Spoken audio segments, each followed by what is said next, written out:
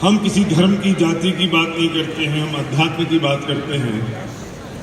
हम किसी दर्शन की बात नहीं करते हैं, हम तत्व की बात करते हैं। उस अध्यात्म की बात करते हैं जो जीवन में होना चाहिए, जो धर्म और जातियों से भी बहुत ऊपर है। अध्यात्म हर धर्म में होगा, हर धर्म में होगा, क्योंकि जो अध्यात्म होता है वो स्पिरिचुअलिटी जिसे हम कहते हैं हिंदी में, इंग्लिश में, और वो स्पिरिचुअलिटी का मतलब होता है वो प्रकृति का नियम, वस्तु का स्वरूप, वो सच्ची बात जो हमारे जीवन में आ जाए तो जीवन में शांति हो। निश्चित तौर पर यह सच है कि सिर्फ पैसा, भौतिक सामग्री और मेटलिस्टिक ड्रीम से कोई आदमी आज तक ना सुखी हुआ है ना होगा। भैया कल तक शाम तक तो आप समझा रहे थे कितने पैसे बनाने हैं, कितने पैसे बनाओगे। हाँ, मैं तो ये बात हर वक्त कहता हूं और साथ में ये भी कहता हूं कि सिर्फ पैसे से सुखी नहीं होगी। पैसा जरूरी है, पैसा जरूरी है, पर इतना भी नहीं कि उसके अलावा कुछ और ना हो। अगर जीवन में अध्यात्म है, स्पिरिचुअलिटी है, अगर सच्चा सोच है तो पैसा बरकत देगा, और अगर जीवन में अध्यात्म नहीं है तो पैसा विनाश का कारण बनेगा, बर्बाद हो जाएंगे। दारू की बोतलें खुलने लगेंगी, वेश्याओं के अड्डों के दरवाजे खुल जाएंगे, वो सब शुरू हो जाएगा जो नहीं होना चाहिए। इसलिए विनिंग टीम करोड़पति संत बनाने की बात करती है। संत करोड़पति नहीं, क्योंकि संत करोड़पति होगा तो बुरा होगा, लेकिन करोड़पति तो संत बन सकता है। और जब हम करोड़पति संत की बात करते हैं तो जीवन में अध्यात्म होना बहुत जरूरी है, और वो पैसा आपको बरकत देगा, क्योंकि सुख, शांति और पीस सिर्फ पैसे से नहीं मिलती है। अगर सही सोच, अध्यात्म जीवन में ना हो तो मैं फिर कहता हूं कि वो पैसा बर्बादी का कारण बनेगा। पैसा देखा होगा आपने, इसे विनिंग टीम है।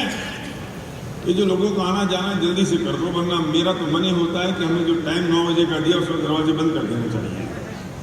मैं शायद अगली बार से ऐसे ही करने वाला हूं। कुछ ये कोई मेला नहीं है, ना कोई ये बसंती की नौटंकी होती है कि जब मन में आए तब लोग चले जाएं, जब मन में आए तब आ जाएं।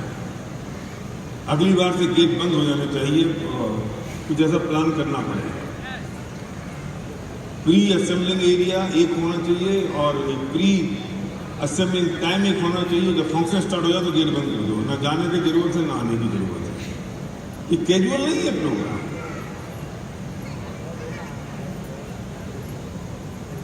फिर लोग कहते हैं हमें समझ में नहीं आया, ऐसे नहीं होगा। మీరు ఇష్టం వచ్చినప్పుడు ఎప్పుడంటే అప్పుడు పోయి రావడానికి ఇక్కడ మేళ జరగట్లేదు, ఎక్కడో అక్కడ కూర్చోండి, మేము అసలు టైం అయిపోగానే డోర్స్ బంద్ చేయాలి యాక్చువల్గా, కానీ సో ఎవరు బయటికి వెళ్ళకండి, వచ్చే వాళ్ళు తొందరతో వచ్చేయండి। Thank you. अच्छा, तुम्हें गेट वाली बात ही बोली थी ना? ठीक है, मैं आप जो बोल रहे हो लास्ट में बताऊंगा सर आपको। हाँ ठीक है ठीक है ठीक है, वो फ्लो गड़बड़ हो जाएगा। जी सर। दुख का मतलब क्या है? जो परेशानी है, जो दुख है, उसका मतलब क्या है? कुंदन, ये वाली जो ऑडियंस की लाइट है वो थोड़ी सी ऑन करो। मतलब हर बात क्यों भूल जाते हैं हम, किसका कितना क्या चीज रखी, वो सब एसओपी पे है ना, फिर क्यों याद दिलाना पड़ता है मुझे?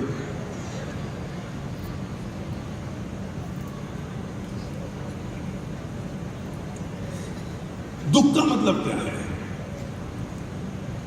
दुख को क्या बोलते हैं तेलुगु में? दुखम। दुखम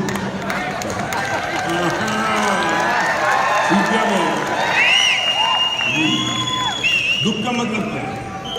दुख का मतलब है, किसे कहते हैं दुख? What is the definition of दुख? दुख की एक परिभाषा क्या है?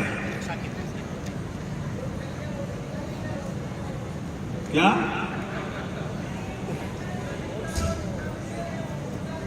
शाबाश, लगता है इसे सुन रखा है। जो चाहिए वो मिलता नहीं है, और जो मिला है वो चाहिए नहीं। मेरी तकलीफ क्या है? मेरी परेशानी इस बात की है कि जो मुझे हेलो हेलो ठीक है आवाज?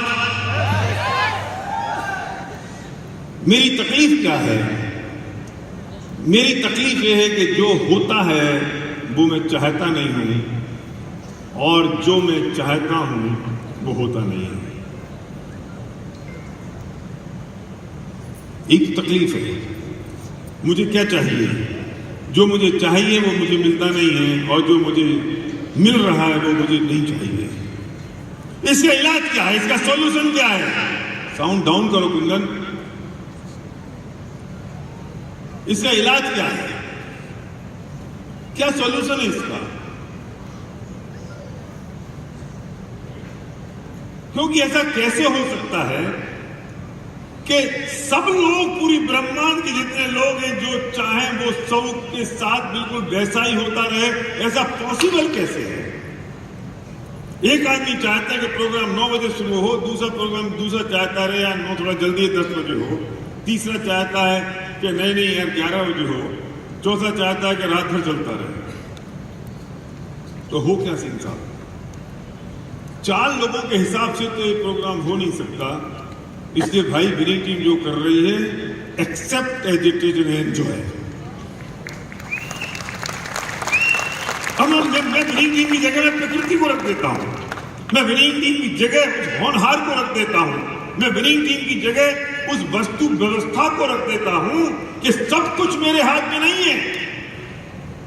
गर्मी तेज होती तो मैं सोचता हूं बारिश हो जाए, और जब बारिश होती तो मैं सोचता हूं कि बहुत तेज बारिश हो गई, अब थोड़ी गर्मी हो जानी चाहिए। मेरे हिसाब से होगा। मुझे बारिश चाहिए, दूसरे को धूप चाहिए, किसी तीसरे को ठंड चाहिए, चौथे को गर्मी चाहिए। ये प्रकृति क्या करे? तो कोई मुझसे उठ के कहेगा कि भगवान जो चाहता है वो हो जाए, अल्लाह जो चाहता है वो हो जाए। भाई मेरे, वो जो चाहेगा तो अपने हिसाब से चाहेगा। तो तुम पंगा करा दोगे भगवान और अल्लाह में। भगवान चाहेगा बारिश हो जाए, अल्लाह चाहेगा नहीं हो, फिर क्या करोगे? कैसे होगा? तो छोड़ दो ना, हम छोड़ दें प्रकृति के ऊपर।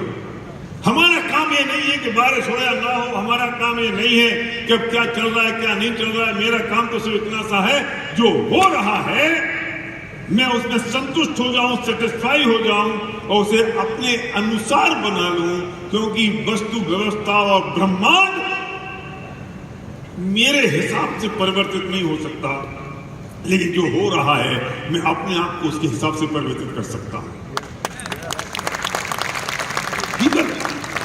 दुख तुम्हें पता है? जो परिस्थिति है और मेरे जो विचार हैं, इनमें विरोधाभास है। परिस्थिति में है और विचारों में विरोधाभास है। ये परिस्थिति और ये मेरे विचार हैं, इनमें विरोधाभास होता है। परिस्थिति जैसी है मैं वो चाहता नहीं हूं, जो मैं चाहता हूं वैसी परिस्थिति होती नहीं है। और तुम परिस्थितियों को बदल नहीं सकते।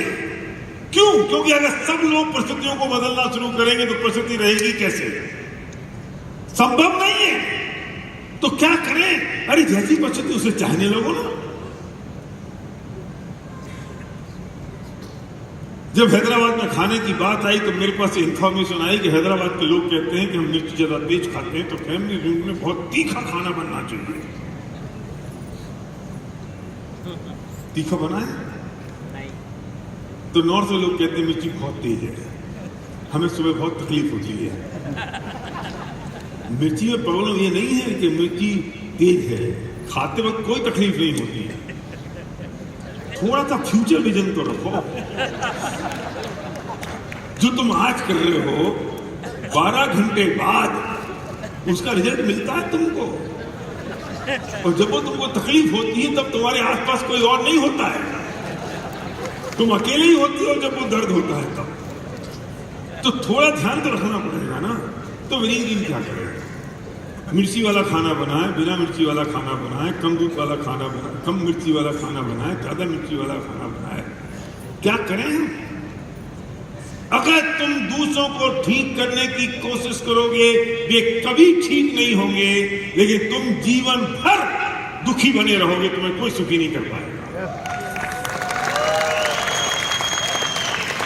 कैसे संभव है? प्रमोद चाहता है कि मुझे रोज खाने के साथ दूध मिले, गुलाब चाहता है, दीपक चाहता है कि मुझे रोज खाने के साथ छाछ मिले, और भरतन चाहता है कि रोज मुझे खाने के बाद राबड़ी मिले। बोलो क्या मिलनी चाहिए? सुनो, कुछ नहीं चाहिए। जो मिल रहा है मैं उसमें खुश हो सकता हूं कि नहीं? ऐसे आदमी को धरती में कौन दुखी कर सकता है? पुण्य और पाप की परिभाषा क्या होती है? चलो अपन आगे बढ़ते हैं। कैसे कहते हैं पुण्य और कैसे कहते हैं पाप? पुण्य का मतलब आप समझते हो, पुण्य का उदय हुआ, इसका मतलब यह है कि हमें सुख संपत्ति मिली, धन दौलत, विषय भोग की सामग्री मिली, वो पुण्य का उदय है। तकलीफ, दुख, परेशानी, गरीबी, वो पाप का उदय है। क्या ये सच है? नहीं। इसे पुण्य का फल कहेंगे, इसे पाप का फल कहेंगे, ये परिभाषा सही नहीं है पीपी सिंह। पुण्य की परिभाषा क्या है? किसे कहते हैं पुण्य? क्या हीरो बोल, ये तो सुबह शाम लाइव करता रहता है, सब ज्यादा एक्साइटेड है। क्या नाम इसका? रणवीर, रंजीत। हाँ, रंजीत। मैं आपसे पूछता हूं, किसे कहते हैं पुण्य का उदय? विजय, किसे कहते हैं पाप का उदय? मैं आज जो परिभाषा दे रहा हूं ना तुमने कभी सुनी होगी, ना पढ़ी होगी, ना कोई बताने वाला होगा। ध्यान से सुन लो, लिख लेना। और ये बात अगर आज समझ में आ गई तो धरती में तुम्हें कोई दुखी करने वाला नहीं होगा। ये बात हिंदू हो, चाहे मुस्लिम हो, चाहे सिख हो, चाहे ईसाई हो, चाहे जैन हो, बौद्ध हो, कोई भी धर्म के लोग इस परिभाषा को नकार नहीं सकते। ना किसी का धर्म ग्रंथ इस परिभाषा को नकार सकता है। पुण्य का उदय मतलब और पाप का उदय का मतलब क्या? What the definition? परिस्थिति का अनुभव। सुनो, वर्तमान परिस्थिति में अगर आप अनुकूलता का वेदन करते हैं, वेदन मतलब अनुभव, वेदन मतलब फीलिंग, वेदन मतलब वेदनम, वेदनम, वेदनम तेलुगु में, अनुभवम फीलिंग, अनुभवम। तो आप अनुकूलता मतलब अनुकूलता, अनुकूलता तेलुगु अनुकूलता, अनुकूलम। माइक तो बोलो ना, माइक तो तपन, अनुकूलम, अनुकूलम, अनुकूलम।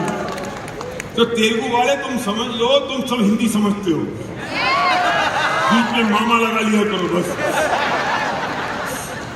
है ना? अनुकूलम।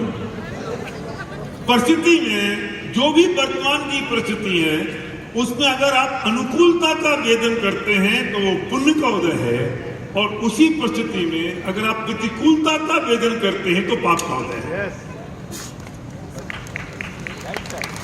मुझे बोल देना देश है बोल। सुनो, मैं बहुत बढ़िया बात कहता हूं, अभी समझ में नहीं आई।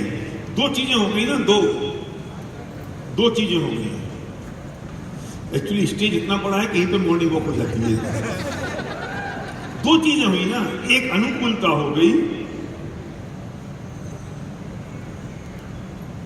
ये अनुकूलता हो गई, और एक होगी प्रतिकूलता। ठीक है ना? परिस्थिति है ना, ये तो परिस्थिति है ना, ये तो परिस्थिति है ना, ये जो सिचुएशन है ना, and situation are not under our control. वो सिचुएशन हमारे कंट्रोल में तो होती नहीं है, ये सिचुएशन है। अब इस सिचुएशन में दो ही चीजें होंगी, एक तो अनुकूलता होगी या प्रतिकूलता होगी। बोर्ड दिखाओ, एक अनुकूलता होगी या प्रतिकूलता होगी, तीसरी चीज तो नहीं हो सकती ना। पर दो चीजें होंगी, ये किससे, इन दोनों चीजों के लिए ये किससे होंगी? ये मुझे होंगी, मुझे होगी ना, क्योंकि इसमें मैं हूं ना शामिल, बात तो मेरी हो रही है ना। तो ये जो मुझे हो रही है अनुकूलता या प्रतिकूलता, इसमें होगा क्या? इसमें वेदन होगा, इसमें फीलिंग होगी।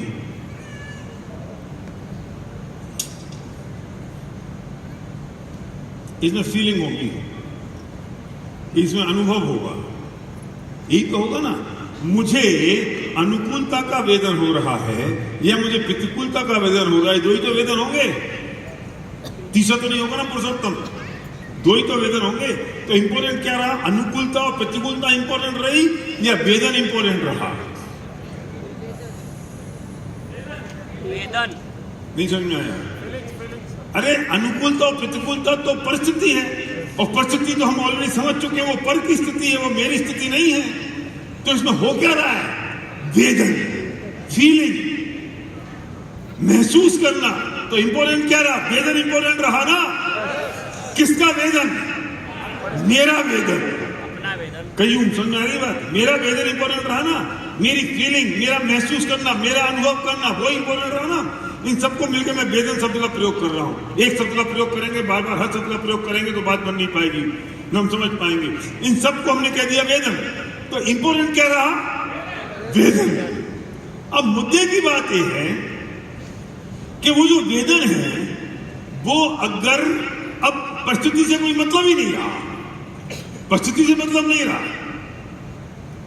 अब वो जो वेदन है वो वेदन अनुकूलता का होता है तो पुण्य का उदय है, और वो वेदन अगर प्रतिकूलता का होता है तो पाप का उदय है।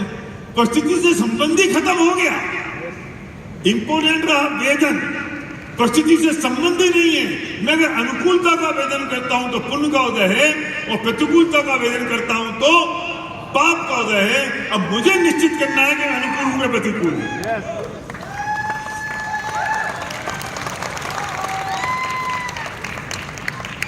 सुनो,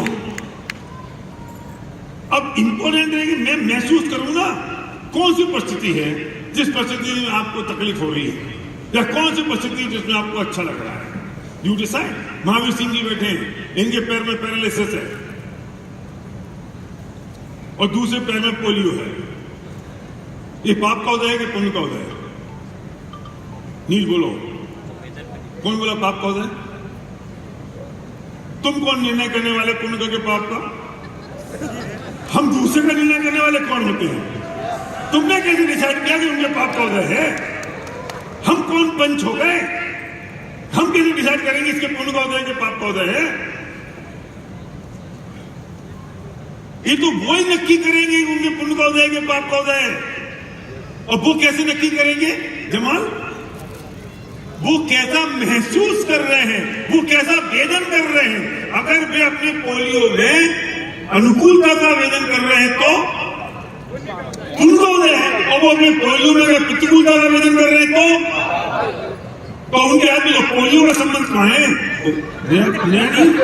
नहीं अच्छा, एक पुराना पापी हो तो मैं ठुक पिट के मत हो जाता है, नया आदमी हो तो भगला जाएगा, अरे क्या हो गया। एक्चुअली ना अभी तो ठीक है, पहले तो लोग इस दोनों तरफ बैठते नहीं थे,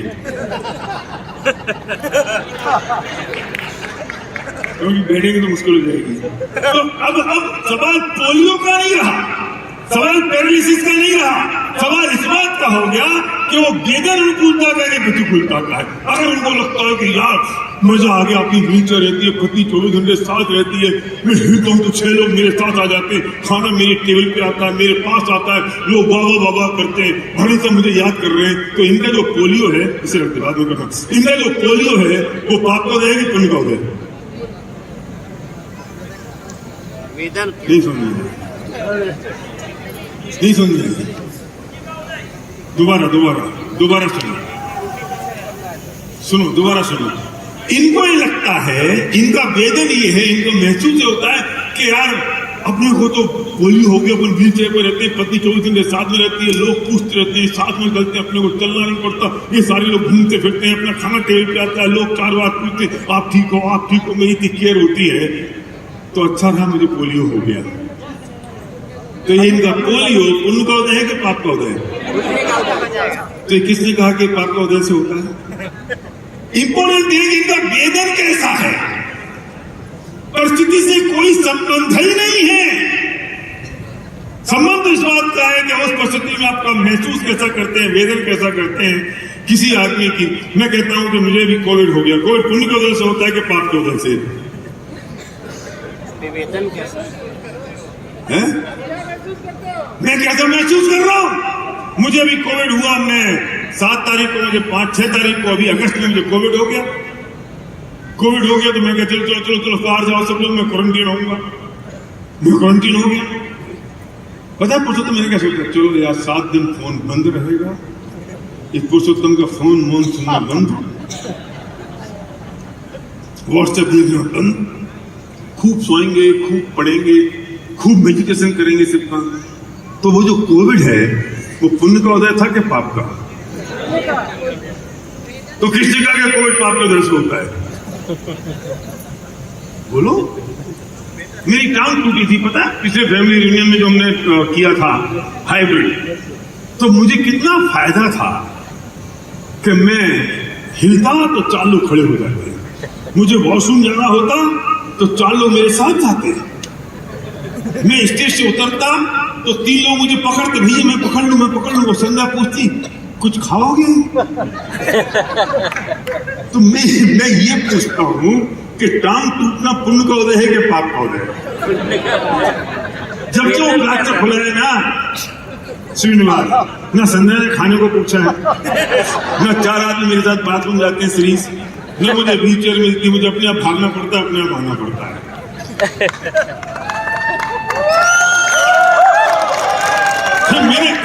फिर मैंने वीडियो देखा, मेरा वीडियो, उसमें कहता है शेर कितना भी जख्मी हो जाए शेर शेर ही रहता है। मैंने देखा मेरा वीडियो, तो वो पुण्य के उदय से हुआ कि पाप के उदय से हुआ? कोई शेर कहने वाला तो मिला? तो किसने कहा कि पैर टांग जो टूटती है वो पाप के उदय से टूटती है?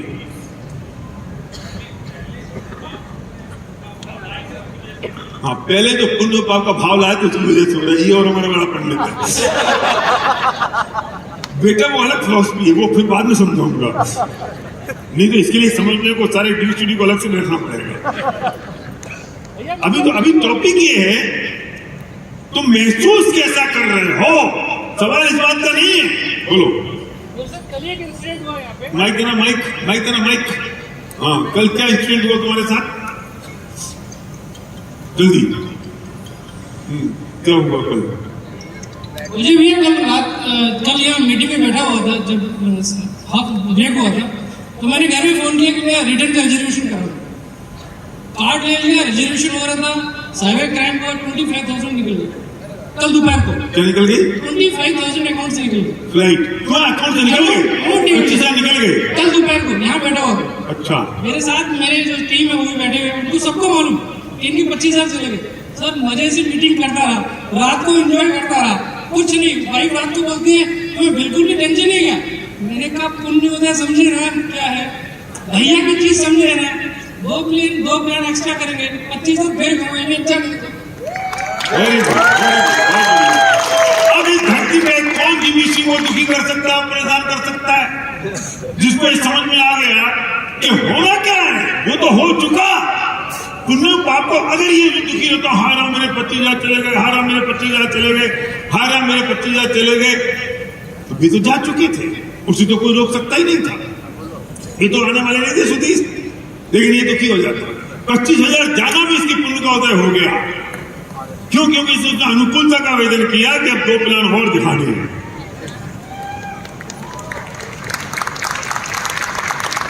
समझ में आई बात?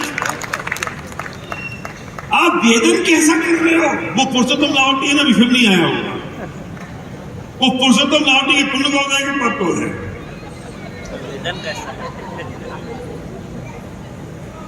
वो अगर ये महसूस करता है हाय राम मेरे को 1 रुपये भी नहीं आ रहा, मेरे को 1 रुपये भी नहीं आ रहा, इतने सारे ड्यूटी हो गए तो मेरे को 1 रुपये नहीं, तो पाप का उदय। वो कहे वाह मेरे पास इतनी बड़ी असेट्स है और जिस दिन मैं चाहूंगा उस दिन मैं थोड़ा सा काम करके कर लूंगा, तो उसका पुण्य का उदय आ गया। क्या फर्क है? अरे किसी की पत्नी बहुत खूसट हो, रोज लड़ती हो, झगड़ती हो, प्राण ले ले, काली कलुटी दत्कड़ू हो, बिल्कुल बदसूरत हो, झगड़ा करती है, तो वो पुण्य का उदय, कईयों के पाप का उदय। कईयों को बोलना पड़ेगा तुम्हारी बेगम पास बैठी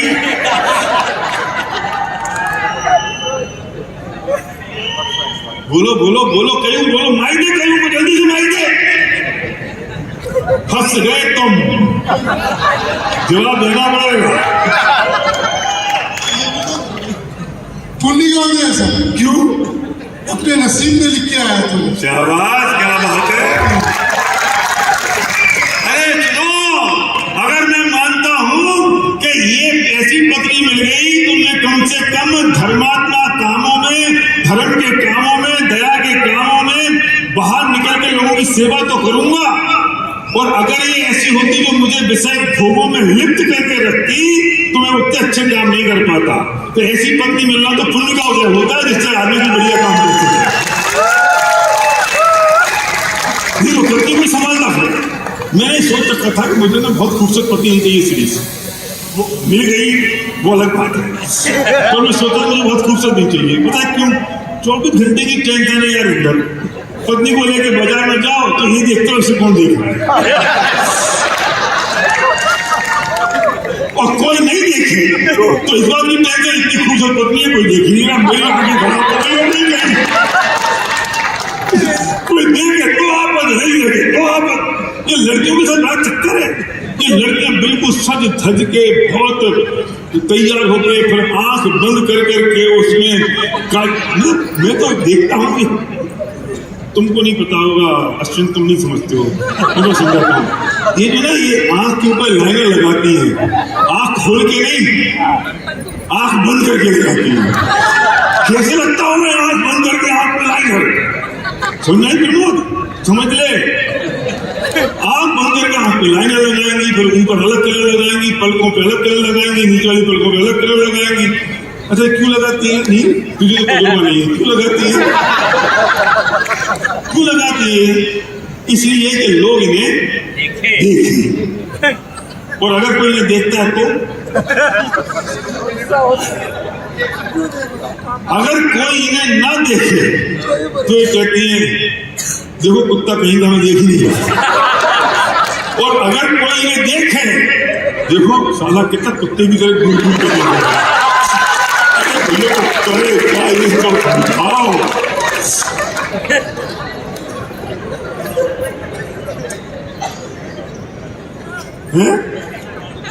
हाँ ना मरने तो नहीं जीने दो।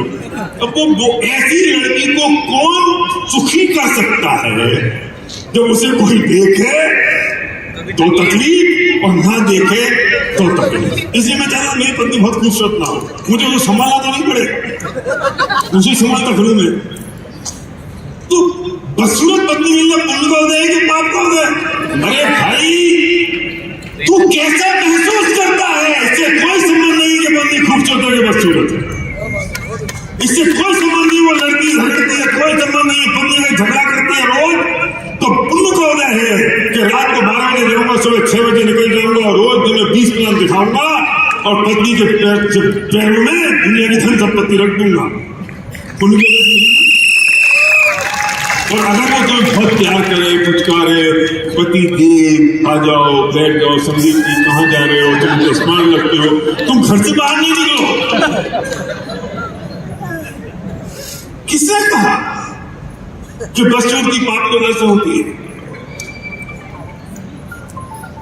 कुछ समझ में आ रहा है तुमको?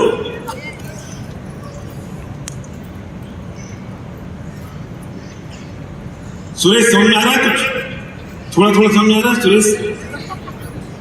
हाँ सुरेश तो समझता है ना, सुरेश बोल रहा हूं। मलयाल हाँ वही सुरेश समझ।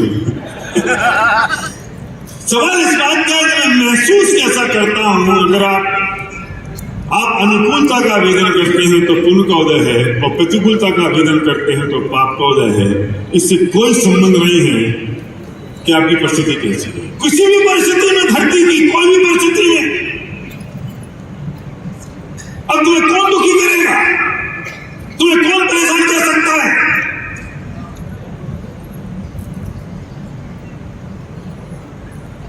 इंद्र तुमने 15 साल दूसरी जगह काम किया, वो पुण्य का उदय था कि पाप का उदय था?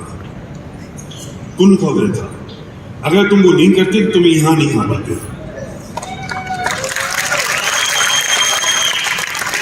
कहते नहीं भाई जिंदगी खराब हो गई, जिंदगी कैसे खराब हो गई, किसने खराब कर दी?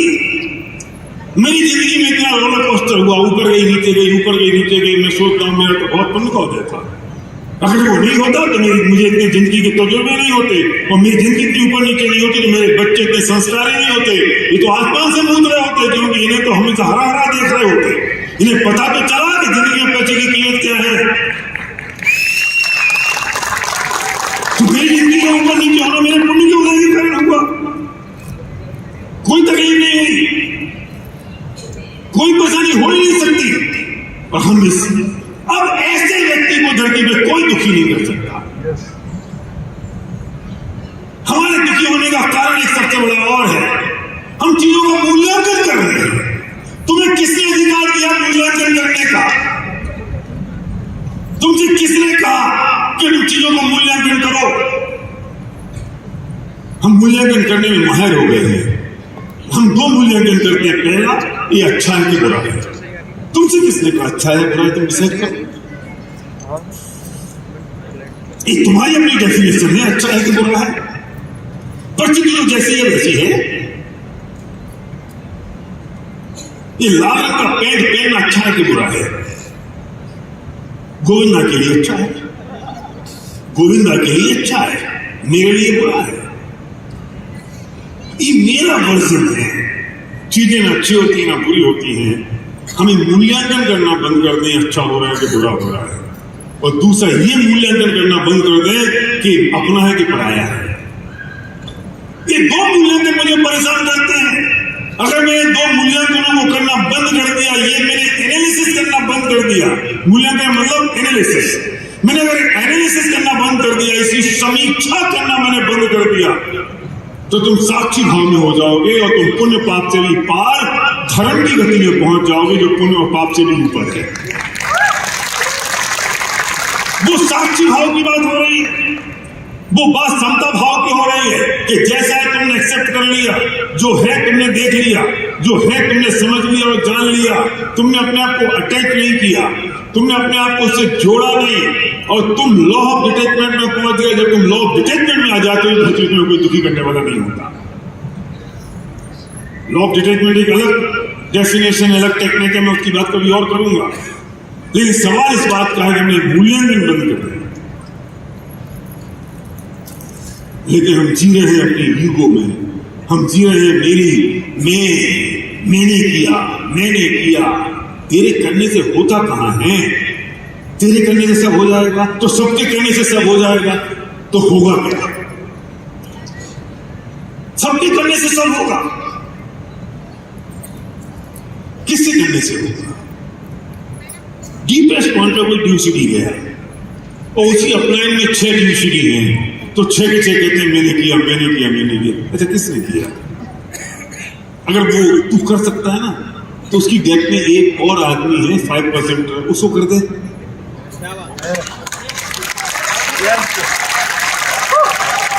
कि नहीं, वो तो होता नहीं है, वो होता नहीं। अच्छा, वो होता नहीं है, और जो हो गया वो तूने किया। सोचो तो सही, जो हो गया वो मैंने किया, और जो होता नहीं है मैं क्या करूंगा? तो उसमें तो ताकत ही नहीं है। जब ये नक्की कर लिया कि उसकी ताकत काम करती है, तो जो हो गया उसकी तो ताकत काम करेगी। मूर्ख, हम कैसे पागल हो गए? जो हो गया सिर्फ काम वो मैंने किया, और जो नहीं हो पाया वो उसकी वजह से नहीं हो पाया। मैं तो क्या करूं, मैंने तो कोशिश की थी। डेफिनेशन दुनिया में एक बनेगी, दो नहीं। परिभाषा एक बनेगी, दो नहीं। अगर तुम करने वाले हो तो तुम सबके लिए कर दो, और तुम करने वाले तुम सबके लिए नहीं कर सकते तो तुमने किसी एक के लिए भी नहीं किया।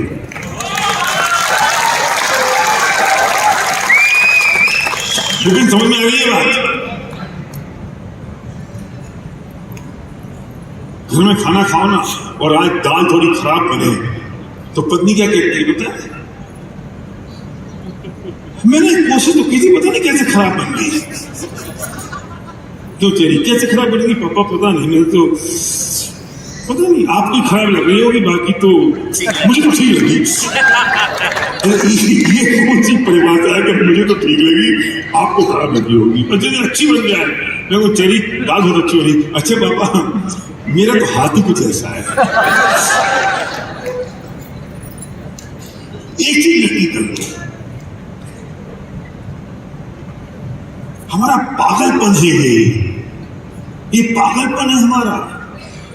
हम पागल हो गए हैं, हम कर्ता का बोझ लेके घूम रहे हैं कि मैंने किया, मैंने किया, मैंने किया, मैंने किया, मैं करता हूं, मैं करता हूं, मैं कर सकता हूं, मैं कर सकता हूं, और तुझे बार बार कदम कदम पे धोखे मिलते हैं, फिर भी तेरी समझ में नहीं आती ये बात। हम करने वाले नहीं हैं। एक बात बताओ, एक लड़का जब शादी करता है तो कितनी लड़कियां पसंद करता है, और फिर तुम सबको पता है कि कैसी मिली है।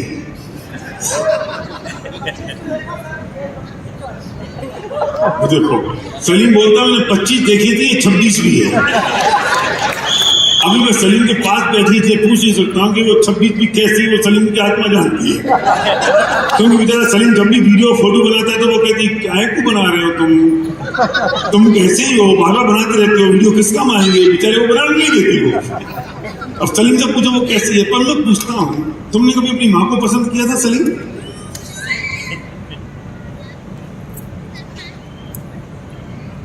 तुमने बहन को पसंद किया? तुम्हें मौका नहीं मिला, और वो जो है ना वो बेस्ट ऑफ द बेस्ट है, उससे बढ़िया क्यों हो सकता?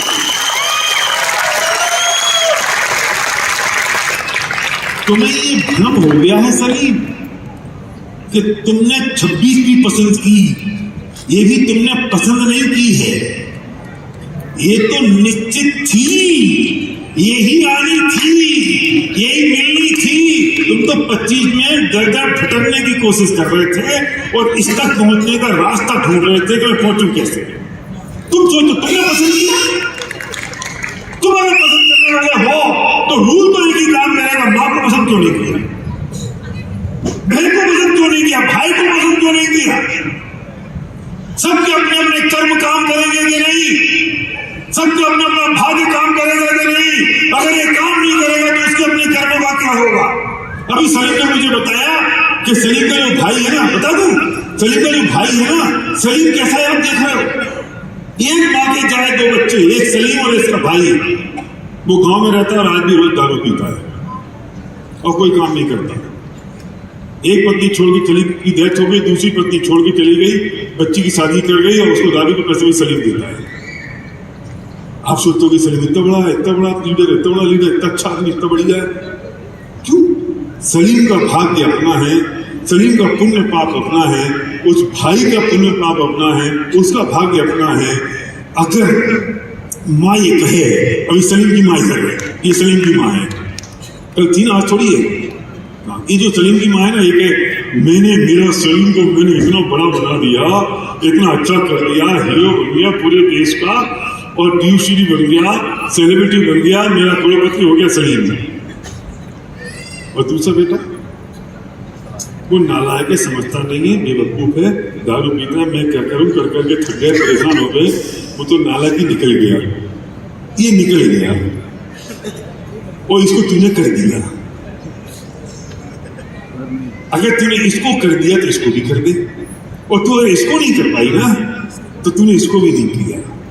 रूल तो एक काम करेगा, 2 रूल काम नहीं करेंगे। हम कैसे कर्ता बन जाते हैं किसी के।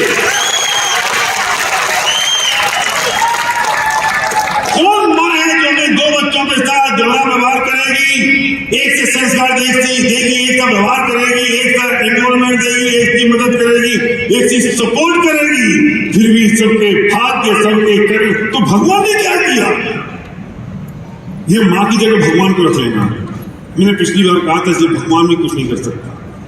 क्यों? माँ नहीं चाहती कि दूसरा बेटा भी ऐसा हो जाए, चाहती है, फिर क्यों नहीं कर पाई? क्योंकि अगर माँ कर जाएगी तो उसके उस दूसरे बेटे के अपने कर्मों का क्या होगा? तो माँ की जगह भगवान हो गया ना। अब भगवान इसको तो बढ़िया बना दिया और भगवान ने इसको नहीं बनाया बढ़िया। अगर भगवान इसको बढ़िया कर देता तो इसके अपने कर्मों का क्या होता? तो भगवान ने क्या किया? अरे भगवान तो माँ की जगह है, उसने कुछ नहीं किया। जो हुआ वो सबको अपने अपने कर्मों का फल मिला, किसी के देने लेने से कुछ नहीं मिला। लेकिन सुनो, वो छोटे भाई के पास जाओगे तो बताओ क्या गाली देगा माँ को। छोटे भाई के पास जाओगे तो माँ को गाली देगा। मुझे सब पता है, माँ ने ना सलीम को बहुत मदद करी है और मुझे नहीं किया। मुझे अगर कर देती ना तो मैं भी ऐसे ही हो जाता। हम कुछ बन नहीं पाते तो भगवान को जाके गालियां देते हैं कि भगवान तूने मेरी मदद नहीं करी, अगर तू मेरी मदद कर देता तो मैं भी ऐसा नहीं होता। हम अपने कर्मों को नहीं देख रहे हैं, हम भगवान को दोष दे रहे हैं। तुम माँ को दोष दे रहे हो क्योंकि तुम कुछ कर नहीं पाए, इसलिए क्योंकि तुम्हें अपने को दोष देना नहीं आता है, तुम्हें दूसरों को दोष देना आता है। तुम भगवान को भी नहीं छोड़ते हो, तुमने भगवान को भी नहीं छोड़ा, तुमने अल्लाह को भी नहीं छोड़ा, तुमने किसी को नहीं छोड़ा। अपने कर्मों को देखा नहीं, मैंने अपने भावों को देखा नहीं, मैंने अपने आप को देखा नहीं कि मैं क्या कर सकता हूं, क्या नहीं कर सकता हूं। धरती पर कोई मुझे ना दुखी कर सकता है ना सुखी कर सकता है। मैं कर्तव्य का बोझ लेके घूम रहा हूं, मैं कर्ता का बोझ लेके घूम रहा हूं और कहता हूं सब मैंने किया, मैंने किया, मैंने किया। एक सास थी, सास समझते हो? सास अत्तम्मा, और अपनी माँ को क्या अम्मा, अम्मा और अत्तम्मा। यहां बात हो रही है अत्तम्मा की। तो सास मंदिर से घर आ रही थी तो सामने से एक कोई उसकी सहेली आ रही थी और उसने पूछा, बहन कहां से आ रही हो? तो बोला, आपके घर से आ रहे हैं। क्यों गई थी मेरे घर? तो मुझे छाछ चाहिए थी, छाछ, मट्ठा, बटर मिल्क, मुझे छाछ चाहिए थी। तो क्या हुआ? छाछ मिल गई कि नहीं? तुम्हारी बहू ने मना कर दिया कि घर में छाछ नहीं है। उसकी बजाय वो मना कर दे मेरे होते हुए, चलो बहन मेरे घर वापस चलो। बेचारी जल्दी वापस। जैसे वो घर पहुंची तो वो घर के अंदर गई सास, उस बहन को बाहर रखा, कहा कि जाओ, अब मैं तुमसे कहती हूं कि घर में छाछ नहीं है।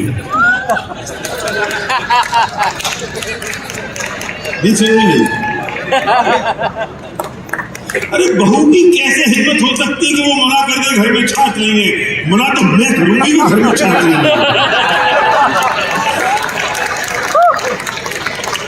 ये ईगो है, ये अहंकार है, इतना कर्तव्य का बोझ है। बहू की क्या औकात कि मना कर दे छाछ?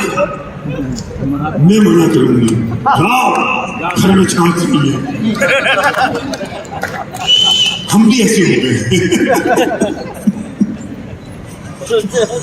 हम भी ऐसे हो गए। हमने हर चीज में कर्तव्य का बोझ अपने सिर पे ओढ़ लिया है। मैं ये करता हूं, मैं ये करता हूं, मैं मुझे ये करना है, मुझे ये करना है, और मैं उस कर्तव्य के बोझ को लेके चल रहा हूं।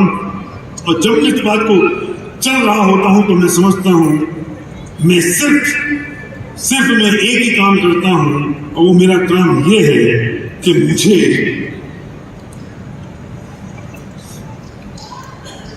तमाशगीर रहना है। मैं जिसकी बात कर रहा था कि मैं तमाशगीर हूं, मैं जो हो रहा है उसे देख रहा हूं और जान रहा हूं। मैं करने वाला नहीं हूं, मैं करता नहीं हूं। मेरे कर्मों के उदय को मैं भोग रहा हूं, और उसमें अगर मैं अनुकूलता का भेजन करता हूं तो पुण्य का उदय होता है, और प्रतिकूलता का भेजन करता हूं तो पाप का उदय होता है। और जो घट रहा है मैं वो देख रहा हूं। मदारी होता है ना, मदारी। तो जब गांव में बंदरिया को लेके मदारी रहता है और सारे लोग तमाशा देखने वाले चारों तरफ खड़े हो जाते हैं, और वो मदारी कहता है, बंदर बंदर बंदर जाओ अपनी पत्नी बंदरिया के पास। वो जाता नहीं है, नहीं जाता। तो मदारी को कितनी टेंशन होती है, मदारी को कितनी परेशानी होती है, जाता नहीं, चल चल।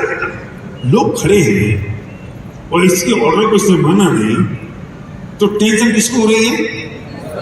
मदारी को। और जो तमाशगीर हैं उन्हें कोई टेंशन हो रही है? वे खुश हो रहे हैं। मदारी ने कहा तो फिर मदारिया नहीं गई, फिर चली गई। तो मदारी का सोचता है मेरे कहने से गई। अच्छा तेरे कहने से जाती है तो पहले क्यों नहीं चली गई? लेकिन मजे की बात तो यह है कि मदारी अब भी टेंशन में है कि दोबारा गई कि नहीं गई, लेकिन तमाशगी फिर भी ताली बजा रहा है, अच्छा चली गई। तमाशगी तो दोनों परिस्थितियों में खुश है, बंदरिया जाएगी तो भी खुश है और बंदरिया नहीं जाएगी तो भी खुश है, क्योंकि वो तमाशा देख रहा है। टेंशन तो उसको जो तमाशा कर रहा है। हम तमाशगीर हैं, हम तमाशा देख रहे हैं, हम करने वाले नहीं हैं, हम करने वाले नहीं हैं। हो रहा है वो अपने अपनी योग्यता से हो रहा है, सब अपने अपने कर्मों का फल भोग रहे हैं, सब अपने अपने कर्मों के अनुसार उनकी परिस्थितियां हो रही है। वो पुण्य की है कि पाप की, वो उनकी अनुकूलता और प्रतिकूलता के वेदन पर निर्भर करता है। मैं तमाशगीर हूँ, मैं सिर्फ देख रहा हूँ और जान रहा हूँ, और मैं सब में आनंदित हूँ, अपने मजे में हूँ, क्योंकि मुझे पता है मैं करने वाला नहीं हूँ। इसे कौन दुखी करेगा? तुमने ईश्वरचंद विद्यासागर का नाम सुना? ईश्वरचंद विद्यासागर एक बहुत बड़े फिलॉसफर थे और एक बार तमाशा देखने गए, नाटक देखने गए। वो नाटक देख रहे थे और देखते देखते एक सीन आया जिसमें एक लड़का वो लड़की के पीछे भागता है, लड़की के पीछे दौड़ रहा है, और फिर वो लड़की का साड़ी का पल्लू पकड़ता है, फिर अंधेरा होता है, बिजली की आवाज गड़गड़ा रही है, बिजली कड़कड़ा रही है, जानवरों की आवाज आ रही है, हाथी चिल्ला रहे हैं और ये भाग रहा है। अंधेरा हो गया जोर से, पूरी तरह से, और इसने फिर साड़ी और आगे से पकड़ी, फिर इसने उसका हाथ पकड़ लिया। ईश्वरचंद विद्यासागर से रहा नहीं गया। ये क्या तमाशा है? उन्हें इतना बुरा लगा, इतना बुरा लगा, उन्हें अपना जूता उठाया और जोर से स्टेज पे फेंक के मारा। नाटक बंद हो गया, नाटक बंद हो गया। वो जो कलाकार था उस जूते को उठाया अपने सिर पे रखा और बोला कि मेरी जिंदगी का सबसे बड़ा इनाम मुझे आज मिल गया। मेरा नाटक, ये तो नाटक था ना, मेरा नाटक इतना असली लगा कि ईश्वरचंद विद्यासागर जैसा व्यक्ति भी उसे असली समझ गया और मुझे जूता फेंक के मार दिया। इससे बढ़िया मेरे लिए और कोई पुरस्कार नहीं हो सकता। ये जूता मैं कभी दूंगा नहीं उनको, अपना पुरस्कार समझ के मैं रखूंगा, और इससे बड़ा पुरस्कार हो नहीं सकता। लेकिन ईश्वरचंद विद्यासागर, मजे की बात तो अब है कि ईश्वरचंद विद्यासागर ने अपना मुंह नीचा किया और चुपचाप उस क्राउड से, उस भीड़ से निकल गए। तो किसी ने उनसे पूछा क्या हुआ? तो उन्होंने कहा कि मैं तो तमाशगीर था, मैं तो दुनिया का नाटक जो चल रहा है उसको देखने वाला और जानने वाला था। मैं उसमें हस्तक्षेप करने वाला कौन होता हूं? मैं उसमें डिस्टर्बेंस क्रिएट करने वाला कौन होता हूं? मेरे जैसा आदमी, पागल, मूर्ख, मैं हस्तक्षेप कर रहा हूं, मैं डिस्टर्बेंस क्रिएट कर रहा हूं, मैं उसे रोक रहा हूं, टोक रहा हूं। मैं तो जानने वाला हूं, मैं करता नहीं हूं। मैं साक्षी भाव से रह के सिर्फ जानने और देखने वाला और एंजॉय करने वाला हूं। मैं तमाशगीर हूं, तमाशा करने वाला नहीं हूं। तमाशा करने वाला डायरेक्टर जो करना था करता, और मैं समझ गया कि ये तो इमेज को छेड़छाड़ कर सकता हूं, मैं इसमें हस्तक्षेप कर सकता हूं, मैं इसको डिस्टर्ब कर सकता हूं। तू ऐसे ये पूरी दुनिया में हस्तक्षेप करने की कोशिश करता है, वो कभी होता नहीं है, इसलिए मैं दुखी बना देता हूं। हम हस्तक्षेप कैसे कर सकते दुनिया में? क्यों प्रेम? हम नहीं कर सकते। हम सिर्फ देख सकते हैं और जान सकते हैं, उसको एंजॉय कर सकते हैं। ये मेरा काम है, मैं सिर्फ उस काम को करता हूं। मैंने ये सोच रखा है, मैंने ये जान रखा है कि सब मैं कर सकता हूं, मैं कर सकता हूं। मैंने किया, मैंने किया, मैंने किया, इससे मैं दुखी होता हूं। सुनो, राम बनने का ढोंग मत करना। अगर राम बनने का ढोंग किया ना तो एक दिन रामलीला के राम बन जाओगे।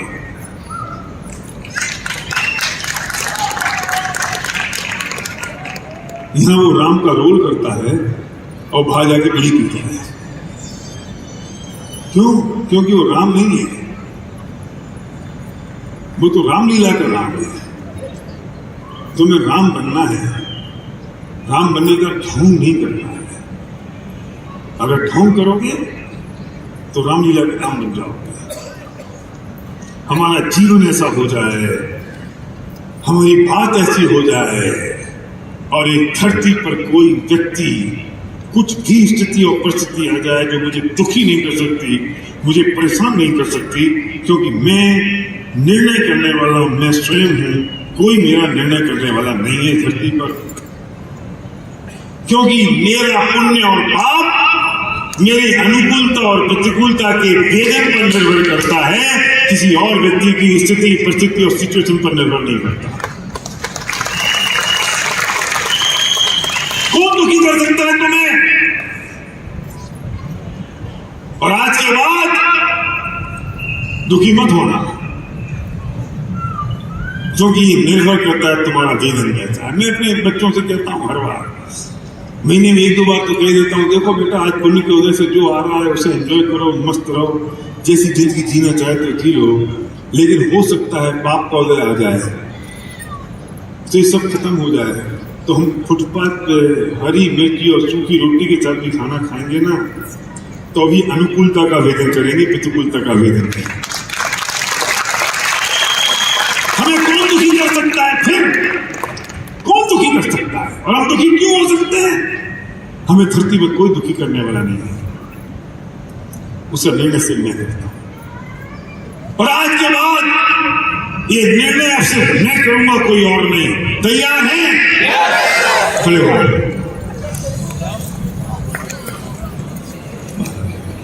खड़े हो जाओ, हाथ पकड़ लो, हाथ मत पकड़ो, सॉरी हाथ नहीं पकड़ना। जो मैं कहता रहूंगा वो आपको करना है, जो मैं बोलूंगा वो आपको बोलना नहीं है, फील करना है, महसूस करना है। और आप अपनी मस्ती में झूम जाएंगे, आप अपने आप में झूम जाएंगे। भाविशी जी आप बैठ जाएंगे, आप बैठ जाओगे, आप बैठ के कर लो। और आप अपनी आंखें बंद कर लें, बंद कर लें आंखें। अपने इष्ट देवता को, अपने परमात्मा को, ईश्वर को, अल्लाह को, गॉड को, जिसको आप मानते हैं उसको स्मरण करें। गहरी लंबी सांस लें, गहरी लंबी सांस लें, छोड़ दें, गहरी लंबी सांस लें, फिर छोड़ दें। और एक बार गहरी लंबी सांस लें, उसे छोड़ दें। लाइट एकदम डिम कर दो, कंसोल लाइट एकदम डिम कर दो, स्टेज की लाइट डिम कर दो। एक बार आंख बंद करिए, अपनी मस्ती में आ जाइए, दुनिया के सारे विकल्पों को मुक्त हो जाइए, सब चीजों को बिल्कुल छोड़ दीजिए, हटा दीजिए अपने दिमाग से, विकल्पों से। आप इसी परिस्थिति में जी रहे हैं, आप यही हैं, कोई और नहीं है। आप सिर्फ अपने आप में हैं और अपनी मस्ती में आ जाइए, झूम जाइए। आप अपने हाथों को वहां लहराइए जहां आपके हाथ जाना चाहते हैं। आप अपने मस्ती में झूमें, नृत्य करना शुरू कर दें, नाचना शुरू कर दें, डांस करना शुरू कर दें। आप फ्री हो जाए।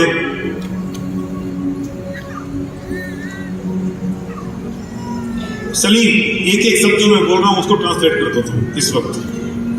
झूम जाइए, नृत्य करिए, वो नृत्य, ऐसा नृत्य जिसे सिर्फ मैं देखता हूं, कोई और नहीं देख रहा है। आपके पैर जहां जा रहे हैं जाने दीजिए, आपके हाथ जहां जा रहे हैं जाने दीजिए।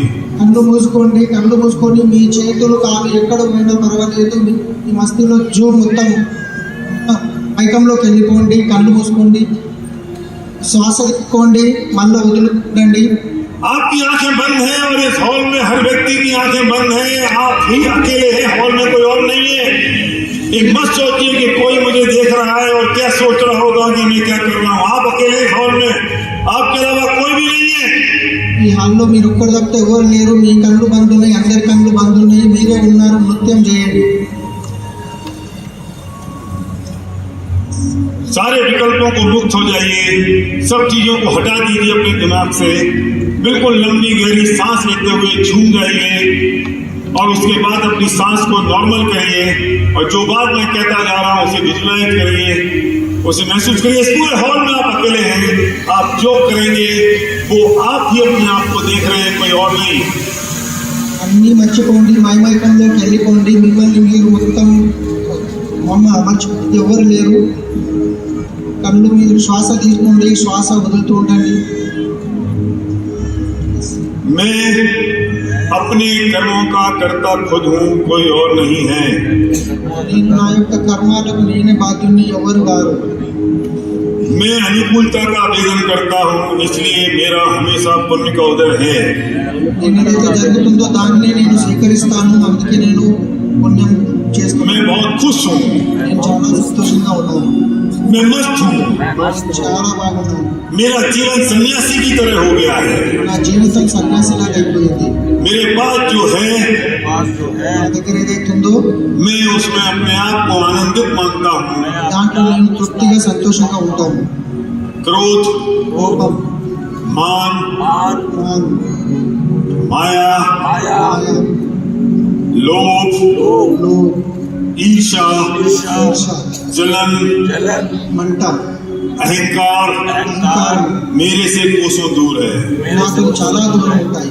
क्योंकि ఎందుకంటే मैंने నేను उन्हें अपने अंदर आने की इजाजत ही नहीं दी है। నా లోపలికి వచ్చే అవకాశం ఇవ్వలేదు. और जब मैंने इजाजत नहीं दी నేను ఎప్పుడైతే అవకాశం ఇవ్వలేదో तो वो मेरे अंदर कैसे आ सकते నా हैं? లోపలికి ఎలా వస్తాయి? मैं बहुत पवित्र आत्मा हो गया हूँ, నేను చాలా పవిత్ర ఆత్మగా मेरी आत्मा भगवान अल्लाह जैसी है, क्योंकि मैं उन्हीं का बच्चा हूँ ఎందుకంటే నేను వాళ్ళ పిల్లల్ని, और मैं उनके जैसा बनना चाहता हूँ నేను వాళ్ళ అవ్వాలనుకుంటున్నాను. और मैं उनकी तरह उनकी राह पर हूँ। నేను వాళ్ళ ఆధారంలో నడుస్తున్నాను. मुझ में और उनमें जो फर्क था वो फर्क मैंने हटा दिया है, వాళ్ళలో నాలో ఉన్న ఫరక్ని నేను తీసేశాను. क्योंकि वो भी एक दिन हमारे जैसे थे ఎందుకంటే వాళ్ళు కూడా మనలాగానే और ఉంటారు. एक दिन मैं भी उनके जैसा बनने वाला हूँ। ఒక రోజు నేను కూడా వాళ్ళలాగానే అవుతాను.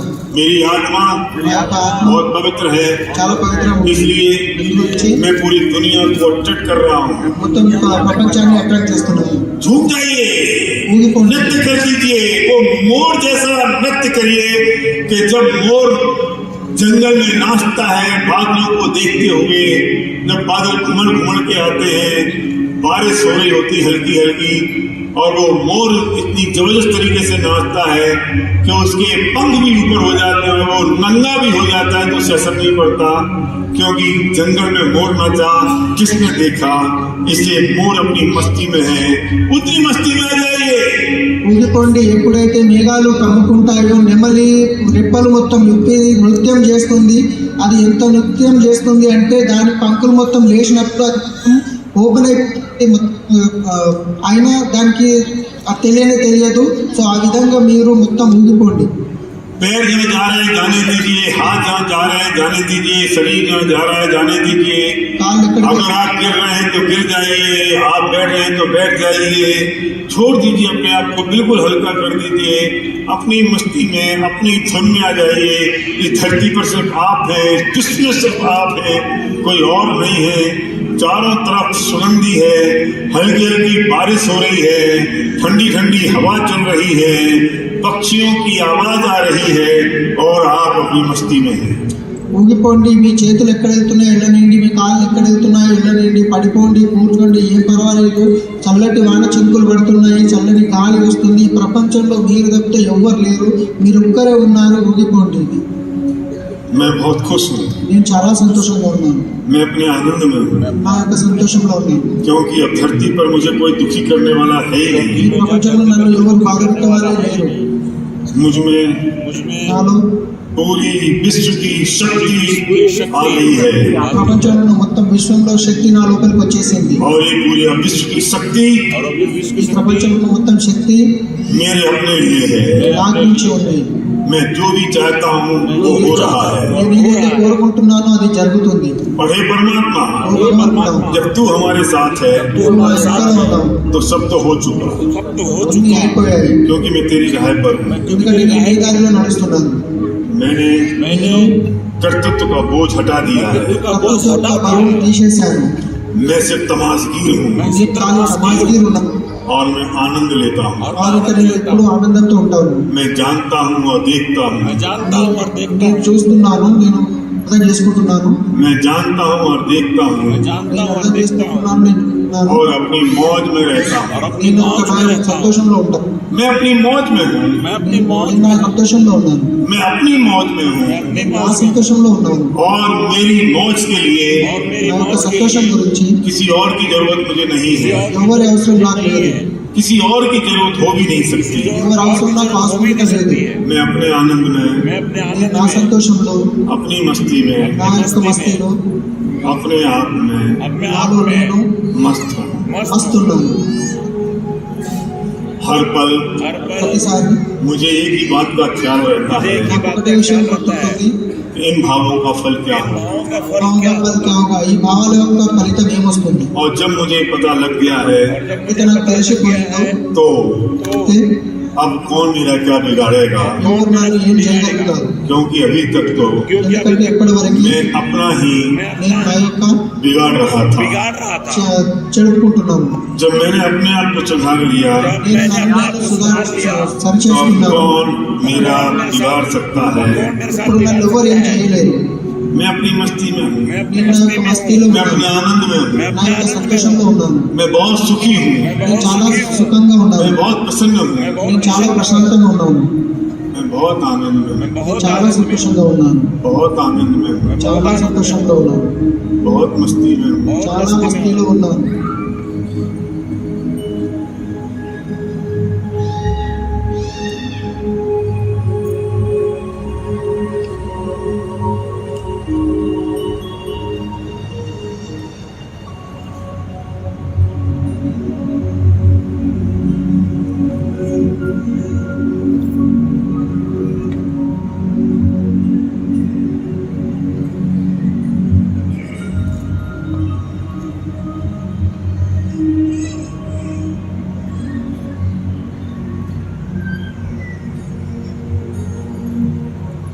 परमात्मा अब मेरे अंदर विराजमान हो चुके हैं। ఓ భగవంతుడు నా లోపలికి ప్రవేశించుడు मेरा इष्ट देवता जिसको मैं मानता हूँ, जिसकी पूजा करता हूँ, నేనైతే భగవంతుని ఇష్టపడుతున్నాను वो मेरे अंदर विराजमान है। వాళ్ళు నా లోపలికి వచ్చేసారు क्योंकि ఎందుకంటే जब मैं इतना पवित्र हो गया हूँ నేను ఇంత పవిత్రంగా అయిపోయాను तो उन्हें నాకు వాళ్ళకి इससे अच्छी जगह और कहाँ मिल सकती है। ఏంటంటే మంచి ప్లేస్ ఎక్కడ దొరకగలుగుతుంది और मैं तो उनकी राह पर हूँ, నేను వాళ్ళ ఆధారంలో ఉన్నాను मैं उनके जैसा हो चुका हूँ। నేను వాళ్ళలాగా అయిపోయాను मैं बस आनंद में हूँ, నేను చాలా సంతోషంలో ఉన్నాను अपने आनंद में, నా సంతోషంలో अपनी मस्ती में, నా యొక్క సంతోషంలో మస్తీలో अपने आनंद में, నా యొక్క సంతోషంలో अपनी मस्ती में నా యొక్క మస్తీలో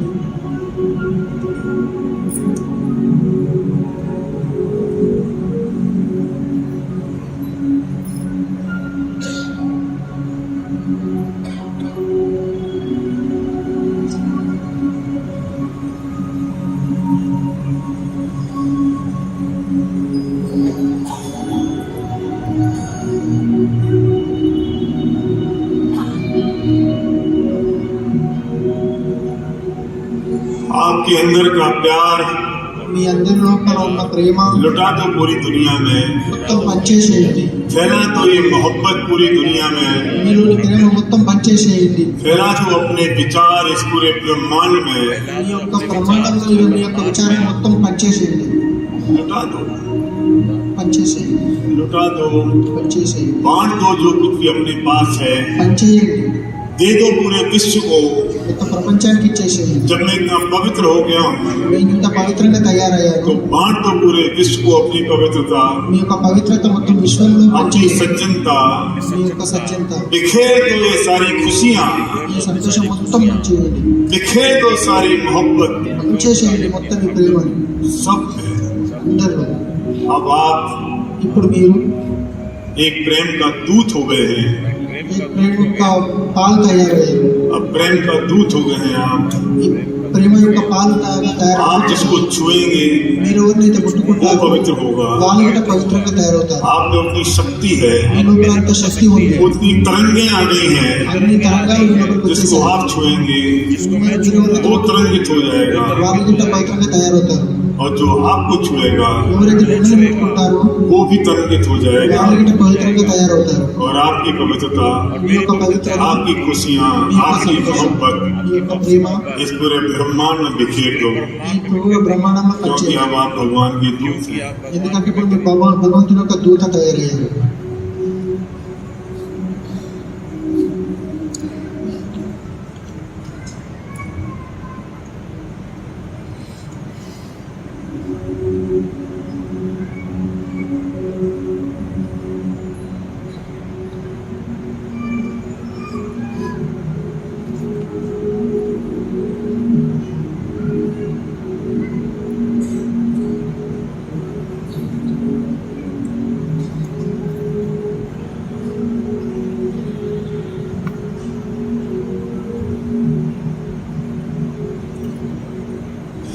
अपने दोनों हाथों को रगड़िए, మీ రెండు చేతులు తీసుకొని ఇట్లా రబ్ చేయండి अपनी आंखों पे ले जाइए। మీ కళ్ళ మీదకి నెమ్మదిగా తీసుకెళ్ళండి अभी आपका झूमना धीरे धीरे बंद होगा, एक साथ बंद नहीं होगा, तो चिंता मत करिए। మీరు ఏదైతే ఊగిపోతున్నారో మెల్లమెల్లగా తగ్గించాలి दूसरी बात, हाथों को रगड़िए, ఇంకోసారి మీ చేతులని రబ్ చేయండి फिर आंखों पे लगाइए। మళ్ళీ కళ్ళ మీద పెట్టండి फिर एक बार और अपने हाथों को रगड़िए, ఇంకోసారి చేతులను రబ్ చేసి మీ కళ్ళ మీద పెట్టండి फिर आंखों पे लगाइए। కళ్ళ మీద పెట్టండి आपकी पत्नी अगर आपके पास है మీ భార్య మీ పక్కన ఉంటే तो उसे गले मिलिए, उसे हक करिए।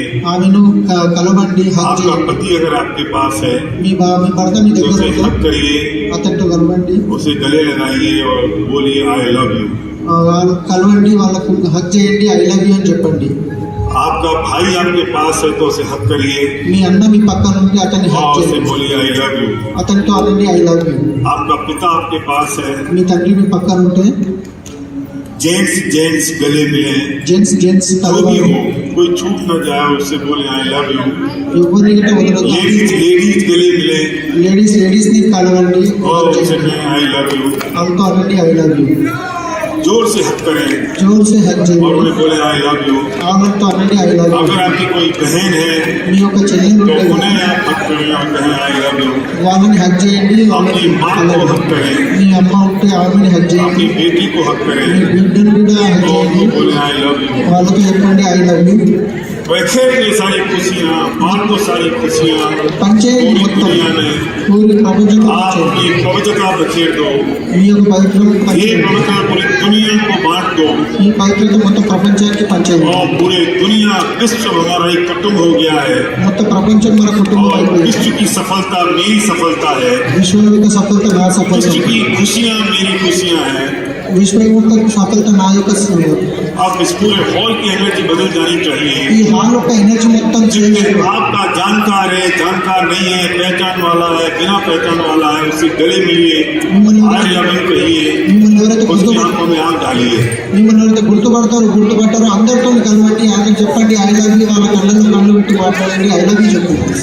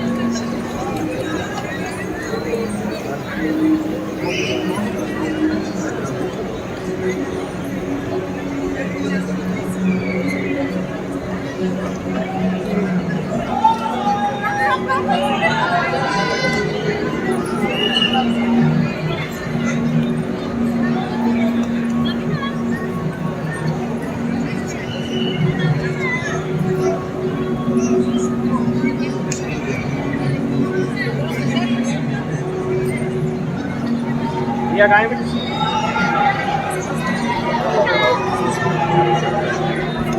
Asif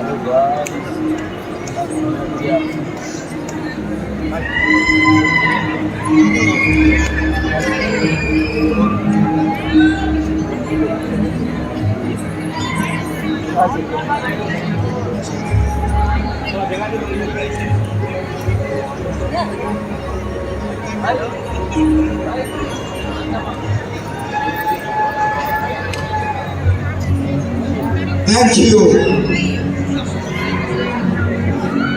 That's our chief matter. So thank you, sir.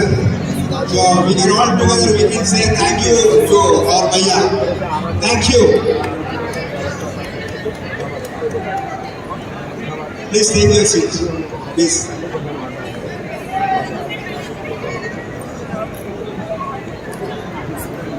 Please take your seat.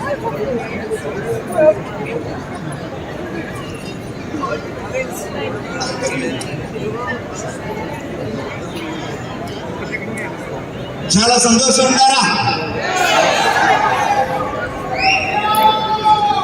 చాలా మస్తు ఉన్నారా? Wow, thank you. So please settle down.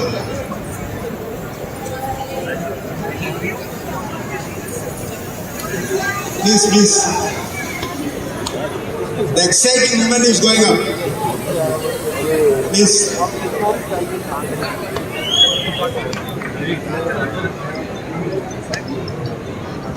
भाई और एक मर्द मिलेंगे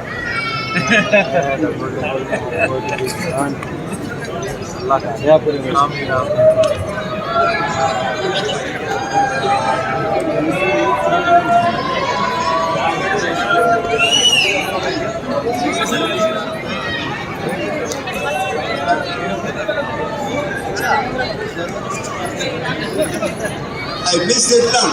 Okay, let's move on to the next. Dear friends, today is the last day for the historic family reunion in Hyderabad in 2032. So please settle down. Now the recognition is going to start on stage. Are you ready? Okay, so please settle down, please.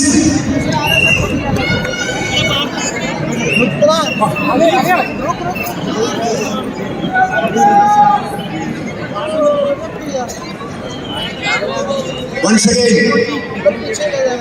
let's thanks to our chief mother. Thank you, Bhaiya. Thank you. So let's start the recognition. Are you ready? So ladies and gentlemen, put your hands together. Let's invite all the brand new diamonds. Please go to stage.